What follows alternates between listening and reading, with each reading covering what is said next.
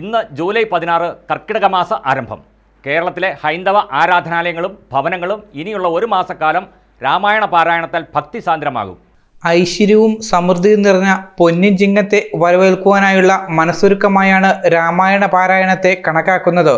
കർക്കിടകം 1 പിറന്നതോടെ ഇനിയുള്ള ഒരു മാസക്കാലം കേരളത്തിലെ ഹൈന്ദവ ആരാധനാലയങ്ങളിലും ഭവനങ്ങളിലും രാമായണ ശീലുകൾ മുഴുകും. കർക്കിടകം എന്നാൽ ഭക്തി കർക്കിടകമാകുന്ന രാമായണ സന്ധ്യകളുടെ കാലമാണ്.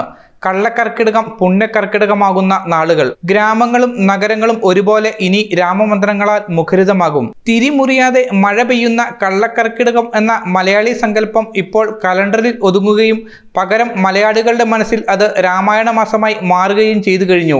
മലയാളി ഉള്ളിടത്തെല്ലാം കർക്കിടകം രാമായണ മാസാചരണത്തിന് വഴിമാറിക്കഴിഞ്ഞു.